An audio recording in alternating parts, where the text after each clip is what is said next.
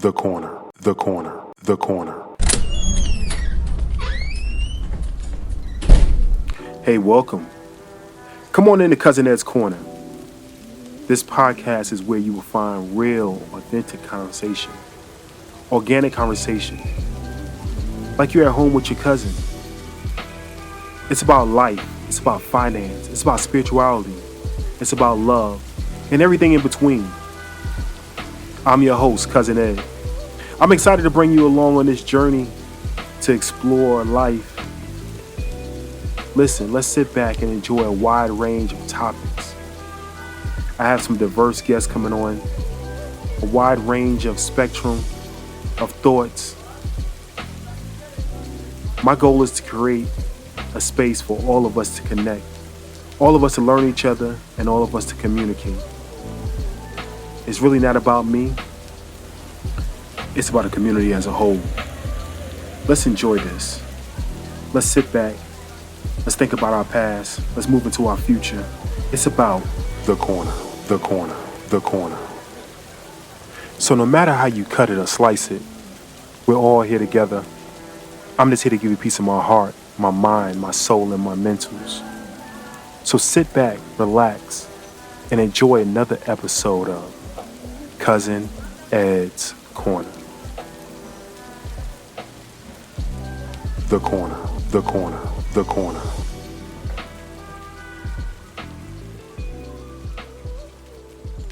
Yes, sir. Yes, ma'am. Yes, ma'am. Yes, sir. We are back. We are back with another one. This is Cousin Ed's Corner. When my sister wins, we all win. And this week we are winning again. I have the opportunity to talk to another queen out there doing big things, powerful things, positive things. I'm just so honored to have her. When I first found her, or as people say, in these streets of the internet, when I found her on the internet, I was delighted just by the messages that she had. I was inspired by the messages she had, and just knowing that it's a sister out there doing positive things that's not out here on World Star doing craziness. And just her intellect and just everything about her just made me want to reach out to her and ask her to come on Cousin Ed's Corner and have her as a guest, have her as a visitor, have her as a neighbor, have her as someone that can enlighten all of us and bring some positivity to Cousin Ed's Corner. So without further ado, we have Lisa Marie on Cousin Ed's Corner. Lisa Marie, welcome to Cousin Ed's Corner. Thank you. Hey, Mr. Ed. Yes, indeed. I'm like you don't really, you really don't know what it means to me to have you on this show. Seeing what you're doing out there means a lot to me. Seeing a sister just being so positive and helping others in what they're doing. I like for people just to know about you. I could read your bio and tell them everything that that the LinkedIn profile says. But I like for them to know from you who you are and what got you to the point where you're at. I always joke around and say, I don't want to hear the pamper story, but I want to hear a little bit about your childhood. How were you raised? What got you to the point you are now? And just enlighten the audience on who's Lisa Marie. Okay, well, I don't know. You want me to start with the story? I can give you a brief synopsis.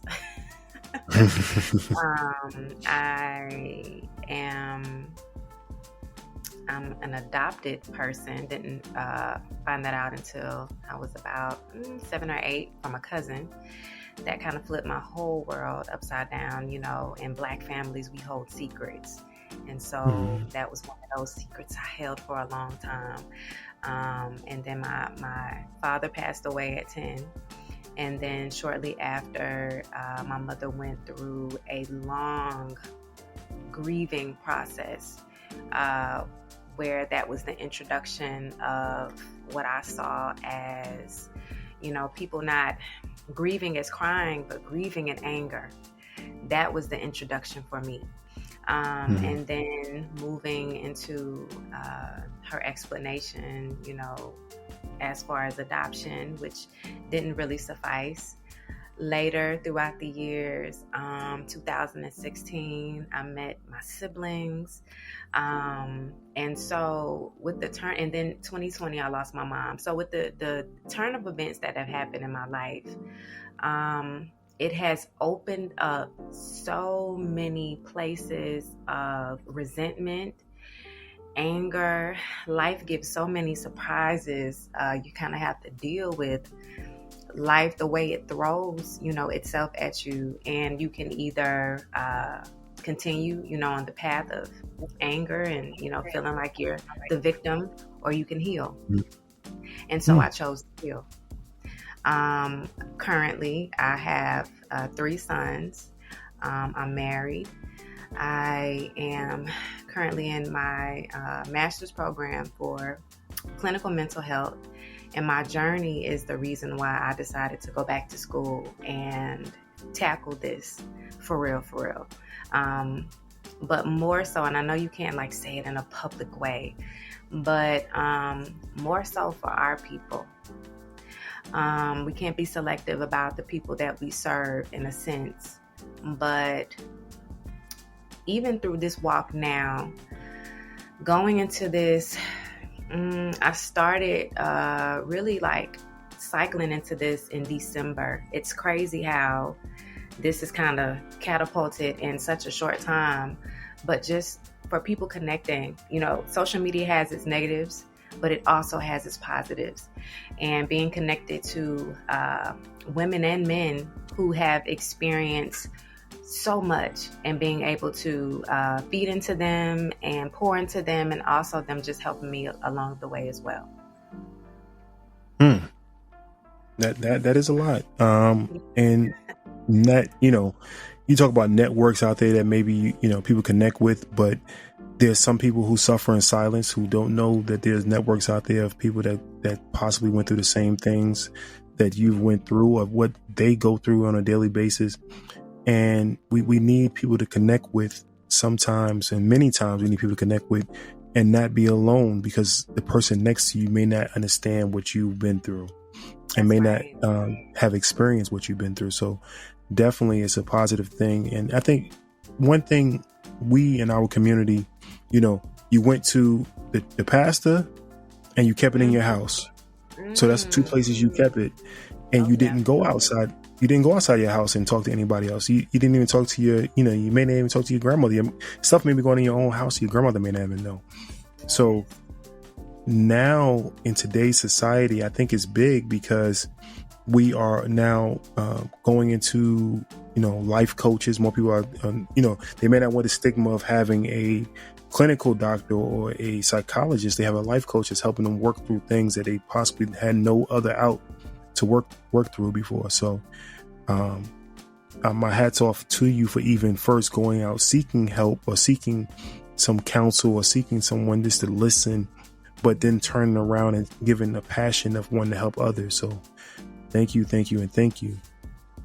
What you just told me, I have a cousin that's somewhat similar, was adopted, and the older kids knew, like your cousin probably told you, they knew, but none of us knew.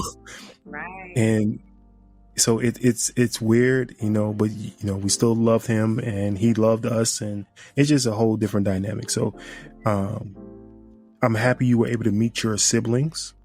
Can you tell us about that? How did that come about? First of all, I'm gonna say God. Amen. Because the way everything worked its way out was it's almost like a lifetime story, right? God just planted the pieces where it was supposed to be. So in the state of Georgia, you can apply for non-identifying information about your parents. They won't open up your case, but they'll give you some information. That's the first step. And so I did that years ago. And then after that, it really didn't consume me to go search, but it started to really pound upon me, especially when I had my children. They want family information, and I couldn't go by anything but what my parents had. And so I couldn't really go to my mom because she didn't feel, it was just a disconnect, and I get it. I understand from her position. So because I had the non-identifying information, I had to send money for a search to the state of Georgia. And, this is the miracle that happened. So before I sent all the information, I called and they were like, oh, the search takes about 3 to 4 months. So, 3 to 4 months, 4 months at the max. That was on a Monday. On a Friday, I got a call. And the lady on the phone, informed me she did the search. But unfortunately, my mother had passed away by that time, my biological mother.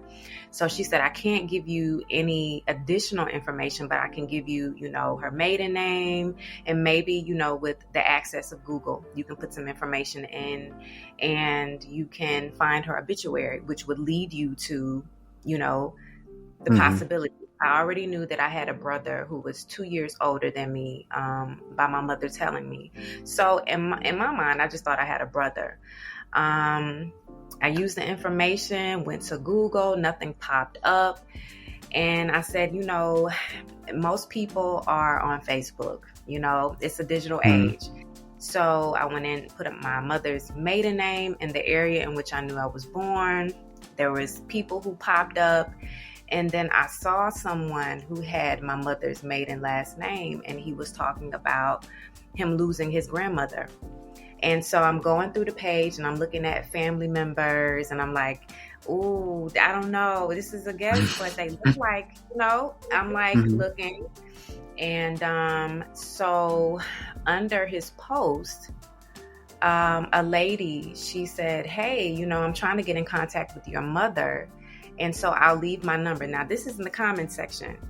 And he replied back with his number. No. They didn't go through messages. No. But yeah. No. So it's a shot in the dark. I'm appear a little crazy, but it's going to happen. So I prayed on it before I did. Because I was, wanting God to really lead me to what I needed to say, not to show up like a crazy person, right? Tyler Perry story. Yeah, so I dialed that number that night and I didn't get nobody picked up the phone. And so I, became very discouraged. I kind of felt like I hit a brick in the wall. I did leave a message, and 8:00 that morning, I got a call, and it was my first cousin. And he said, I'm calling you in regards to, my mother's name. And he said, this is my aunt. And he said, what's going on? And I said, I don't want to sound crazy, but that's my mom. And he dropped the phone.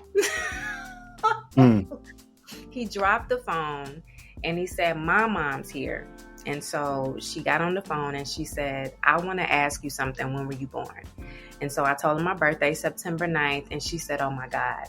And what was so crazy about it was the cousin who called me initially, his birthday was September 8th. So my mom and my aunt were thinking my mother was going to have a baby around the same time that,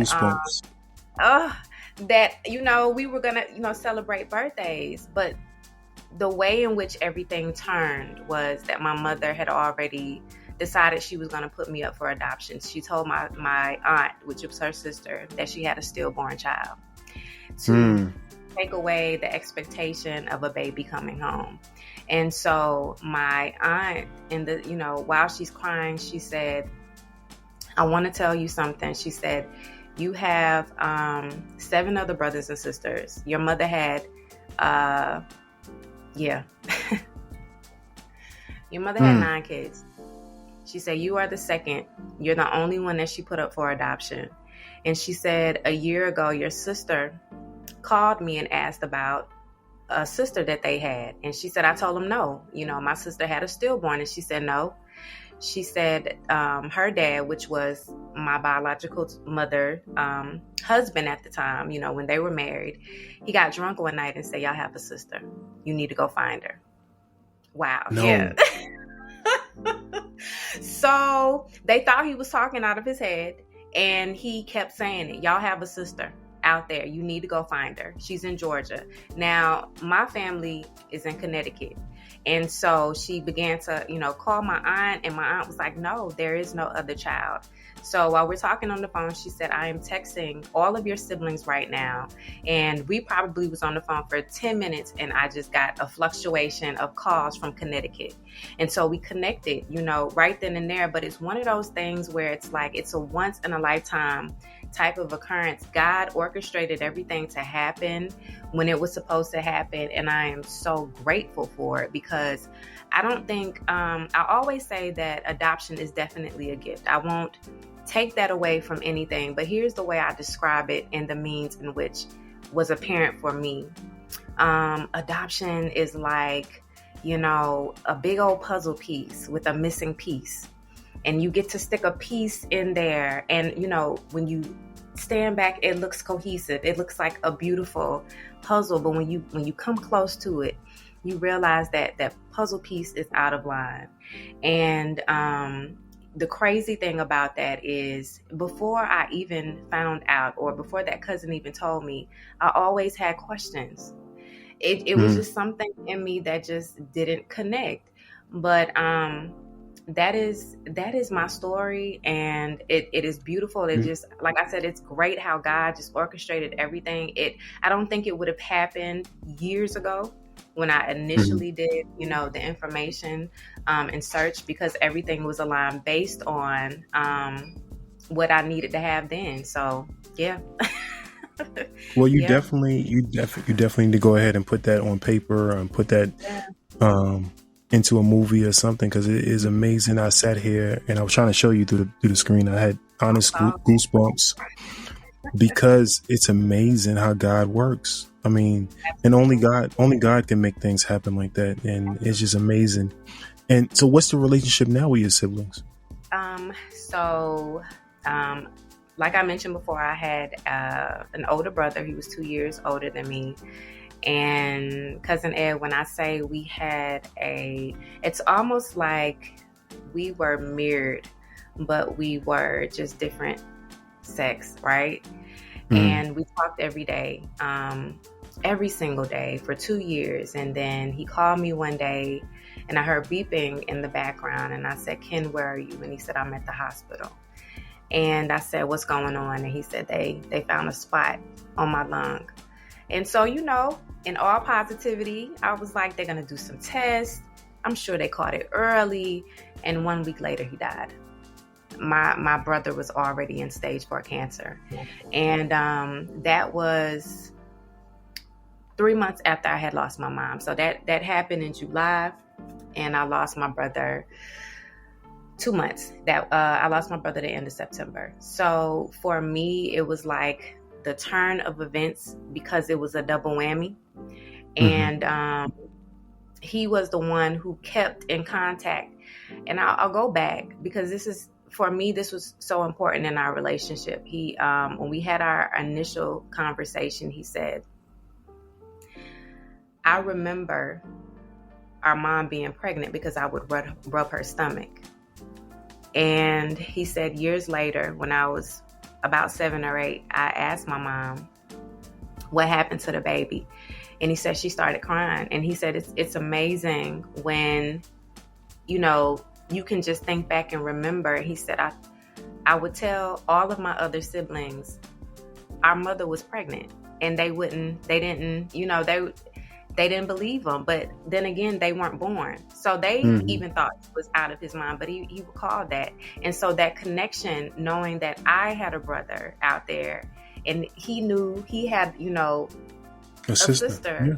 That was that connection. And then, when he passed, it was like, my other siblings and I, we talk, but it was just something about my older brother that was like, it was mirrored. It was a mirror connection. Absolutely.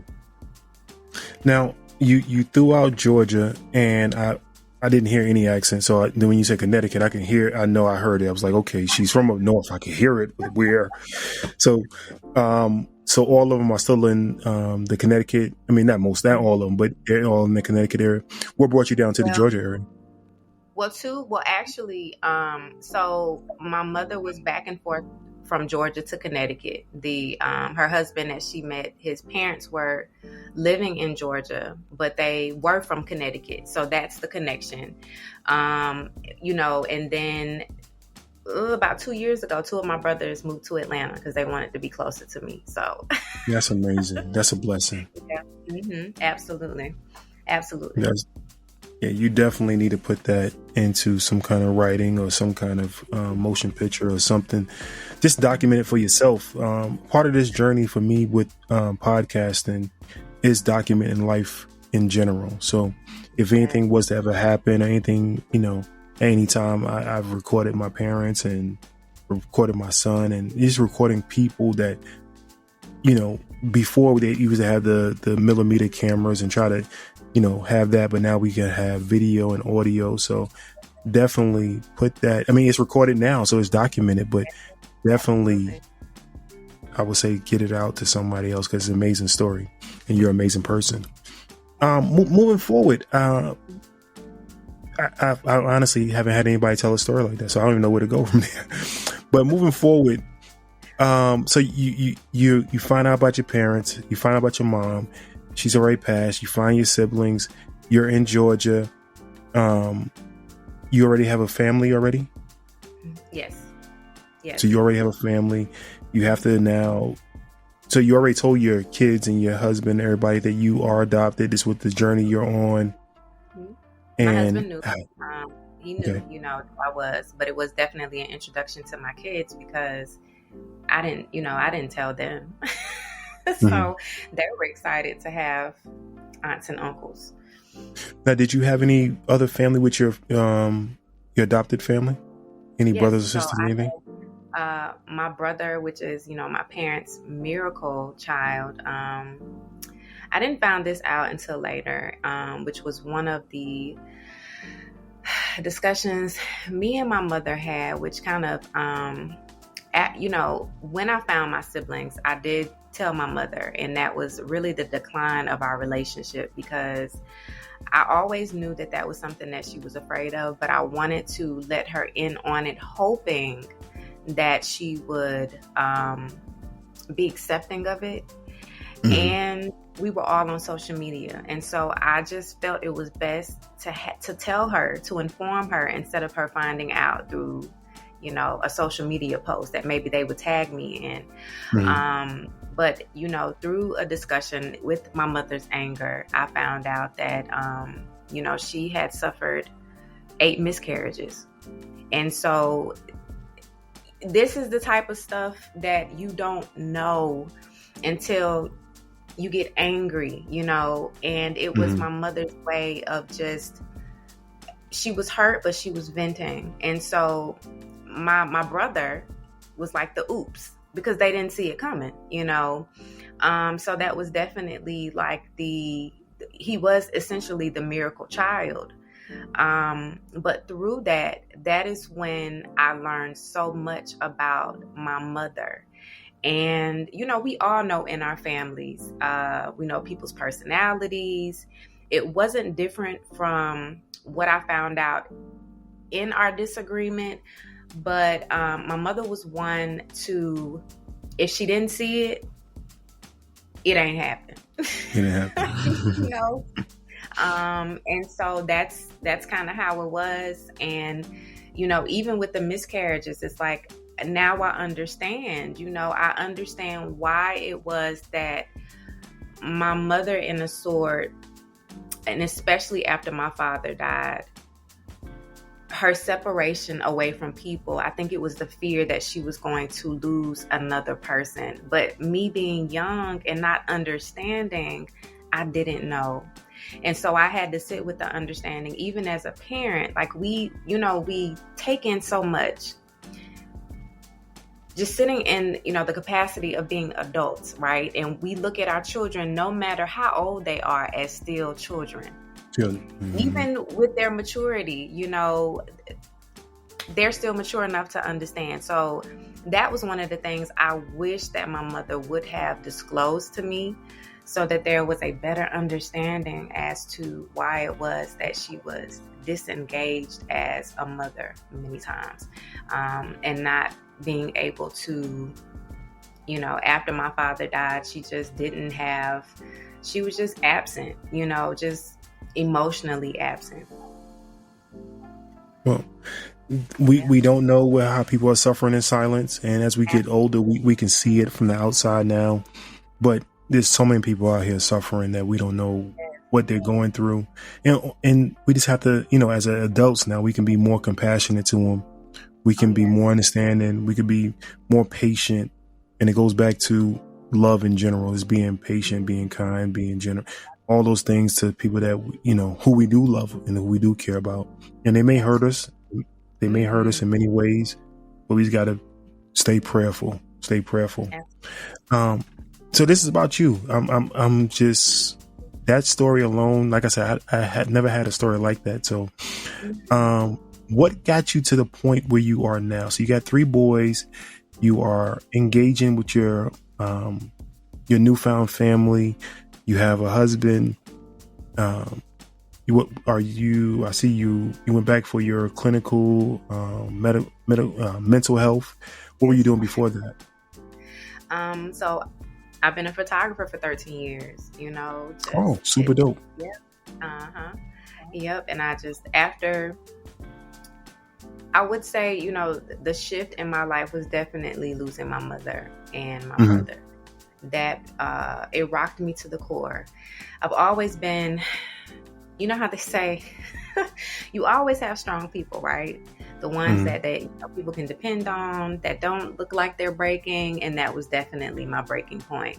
I had always throughout the years held things in, for everybody else. And that moment that I actually allowed myself to break was the moment that I just realized a lot within myself. And it really took conversations with my husband as well, where throughout the years he was kind of telling me little things, and we don't like to sit with it. When you come from two different worlds, when you come from 2 different worlds, it's like, what do you mean? I've always been this way. And one of the things that he used to tell me was that you can be so rock hard and so solid to where I don't know if you coming or going. And I remember us having we had an argument, and I was like, I said, you don't know, Mama, she raised me to be a soldier. And she did. She literally did. I had, again, my mom, my tears, it was like admitting that she did wrong. So I learned to not cry. And when I got married, people, the person that you love will point some things out to you. They'll say it in love and grace. But then it became apparent to me when I was going through what I was going through, and I was trying not to cry. I was trying not to break. And he was like, you're going to keep going through it until you finally let it go. And so when I released, I was like, whoa, all of this was pent up throughout the years. And this is different for me because now I'm more vulnerable to the people that I love seeing this. And I've never been this vulnerable in my life to myself. So who am I? Who am I? What am I? I would believe that this is you. This is the authentic you. That's who I see. It's always been there from what I see, right? And it could be, a facade, but I see it as authentic. That's what made me reach out to you, because what you're saying, I could feel that it's from the heart and truly who you are, and you have a passion behind what you're saying. So definitely. So you went from photography and you had a passion for mental health, and you went back to get your master's. Now, were you already studying? What did you study with bachelor's? Photography? Psychology. Mm-hmm. Oh, so you already had a psychology background. Oh, yes. So you how they say in golf and everything, you have a handicap. You already had this. It's already planned. It was already planned. Yeah. So I'm going to leave something for the audience. I don't want to go all the way into it, but I do want to talk about your podcast a little bit and talk about what you're doing. If you don't mind telling us about Seasonal Dialogue and what brought that about. So Season Dialogue it started off as, the way in which I felt like I needed to, in some sorts, heal or just identify what I was feeling. Because again, I'm coming from a place where I've never really been vulnerable with myself, but I've always been a writer. So it really started off as me writing my feelings. I just want to get this out, because if I write it, that means I intentionally did it with the pen, which means I could scribble, but I can't erase. And I just need this to flow, and I need this to come out. And, but a podcast has always been something that has been planted in me a long time ago. It's just fear, because it was like, what am I going to talk about? And then events happened. And so it's like, okay, now I feel like I'm in a safe space within myself, and I can just divulge, and whoever connects with it will, and whoever it's not for, that's understandable as well. But I also identify that there are so many people who are just going through something but can't articulate exactly what it is. So the mission was to write. The mission was to just, let it out. And I started my audio podcast first. And I was just recording stuff and, just talking about things. And a lady was following my Season Dialogue podcast on Apple. And she found me on social media. She found me through my personal page.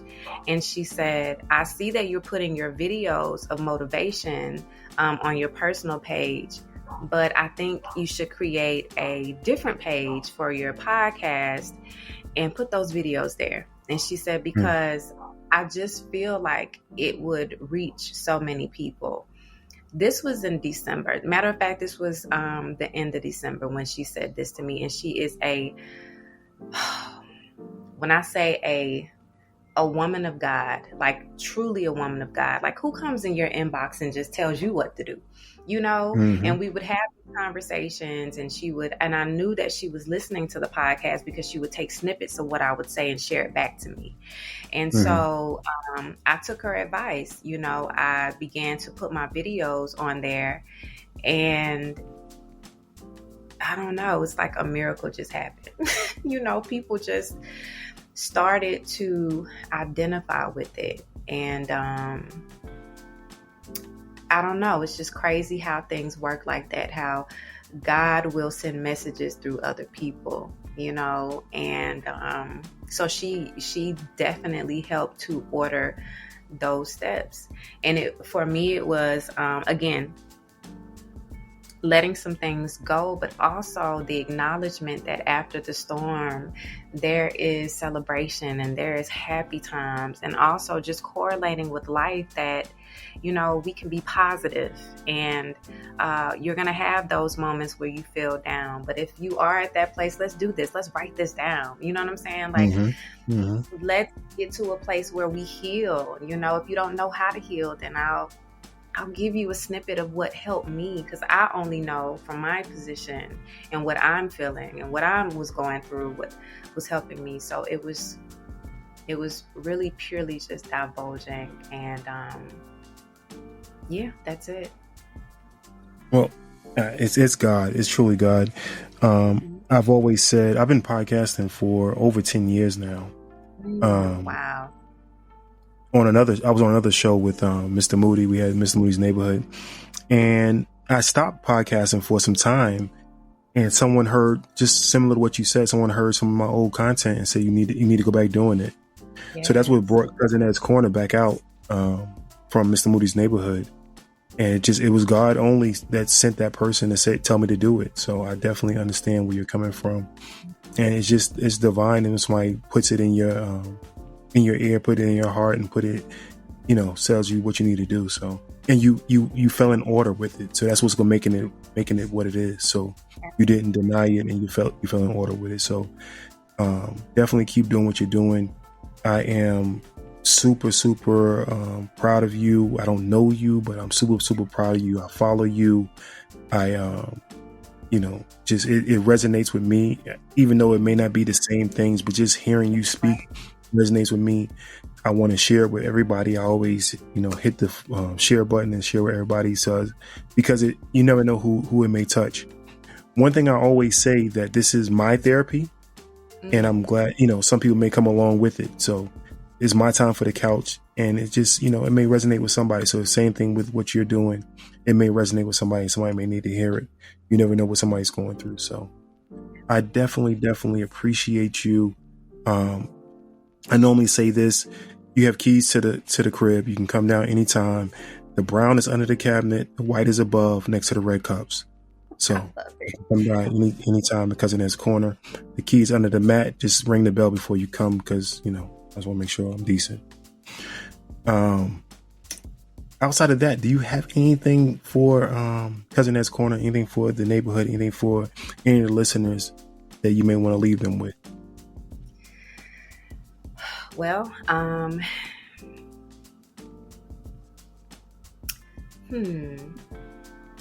you can follow me at. Okay.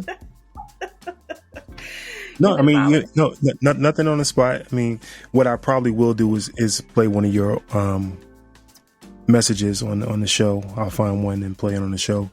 But I definitely, where can they follow you at? Seasoned Dialogue on TikTok and Instagram. Seasoned Dialogue. The podcast is on Apple, Spotify, iHeartRadio, all of those that you receive your podcast. Yeah. We'll definitely follow this queen out there, Lisa Marie, Seasoned Dialogue. Definitely, if you have any messages for her, definitely you can text me 762-333-2032. That's 762-333-2032. I will receive the message and pass it along. Also read it on the show. You can also leave a voicemail. Go to cousinedscorner.com. Across the top of the page, hit leave voicemail. Leave a voicemail. I will forward it to her also and play it on the show. I definitely appreciate you, Queen. I want to have you back sooner than later. So let's put something on the books. I just, whatever you have going on, if I can support you in any kind of way, please let me know. I am here for you. Big up to your husband and the 3 boys. We'll talk more about that off air, but I know it must be, that's a whole nother show. 3 boys, Lord Jesus. But family, we love you. There's nothing you can do about it. Peace. Hey, y'all. Aisha here, founder and CEO of the Sistahs in Business Expo, the country's only multi-city small business expo and community created to celebrate and educate entrepreneurial women of color. Be sure to tune in to the next episode of Cousin Ed's Corner. And remember, when my sister wins, we all win. This episode of Cousin Ed's Corner was brought to you by the Sistah Shop. Please be sure to visit them at thesistahshop.com. That's thesistahshop.com. thesistahshop.com. Thank you for listening to Cousin Ed's Corner.